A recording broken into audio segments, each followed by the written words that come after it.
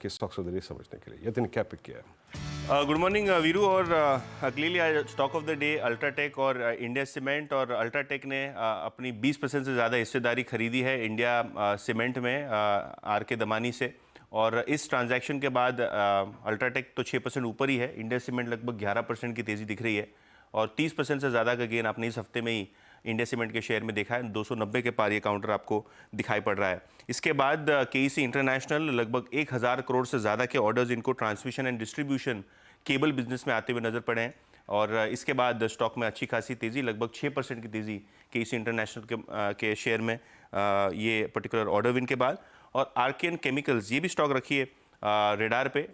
Piramal private equity funds ने अपना लगभग पूरा 10% हिस्सा बेच दिया इस काउंटर में। 655-660 रुपये पे ट्रांजैक्शन होता हुआ दिखाई दिया। और ये ब्लॉक डील के बाद शेयर में लगभग 4% का दबाव दिख रहा है।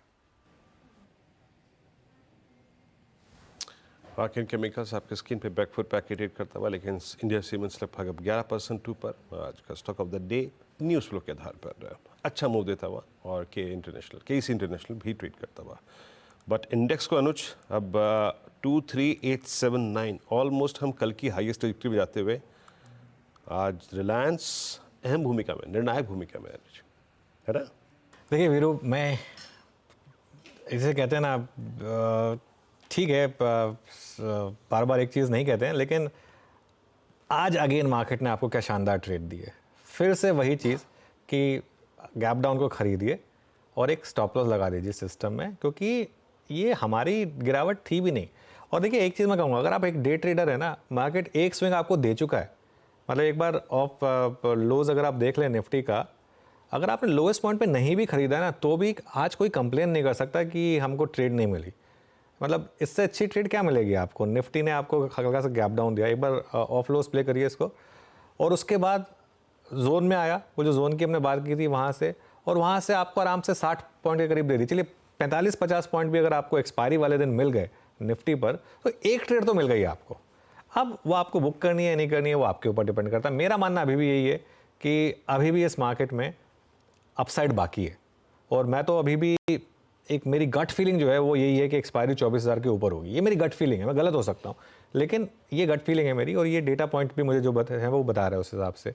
और सुबह एक चीज़ क्लियर हो गई थी, जिस हिसाब से कॉल के प्रीमियम कोलैप्स नहीं हुए थे मार्केट में गैप डाउन के बाद भी, वो एक लग रहा था कि थोड़ा सा कॉन्फिडेंस है अभी भी बुल्स में, और ये मार्केट शायद अभी भी चलने को तैयार है। फॉर एग्जांपल 24,000 की कॉल में अभी भी 22 रुपये का प्रीमियम है। अगर ये इतनी स्ट्रांग मार्केट नहीं होती तो 24,000 की कॉल में 22 रुपये का प्रीमियम होने का कोई मतलब नहीं था। अब तक काफ़ी कम हो चुका होता उसका प्रीमियम, लेकिन ये है मार्केट उस हिसाब से, तो स्ट्रेंथ है इस मार्केट में। हमेशा बुल अप ट्रेंड में पहला गैप डाउन आप बाय कर लीजिए, हमेशा डाउन ट्रेंड में पहला गैप अप सेल कर दीजिए, उसमें पैसा बन जाएगा। उसके बाद आप सेकेंड ट्रेड की वेट करें या ना करें, वो आपके ऊपर डिपेंड करेगा। जी हाँ, तो एक खूबसूरत ट्रेड बाय ऑन डिप्स का मिला आपको, और अच्छा मूव। आज स्टॉक स्पेसिफिक मूव भी अच्छा रहा, इंडेक्स स्पेसिफिक मूव भी अच्छा रहा, और बैंक निफ्टी अब आज अच्छा मतलब करने की कोशिश करता हुआ HDFC बैंक क्या कर रही है। आप HDFC बैंक को देखिए, मतलब कल के रिक्वायर्ड रेस्ट के बाद आज एक बार फिर से ग्रिप लेता हुआ डिप आया टुवर्ड्स आई थिंक 1690, उसको बाजार ने बाय किया 1704। राजेश सतपुते जी, एक बार ज़रा HDFC बैंक को देखिए, और ये टेक्निकल्स को देखते हुए क्लियरली विजिबल है कि दिसंबर 2023 का वो क्लस्टर जो 1710, 1690 और 1722 के बीच में परसिस्ट करता है,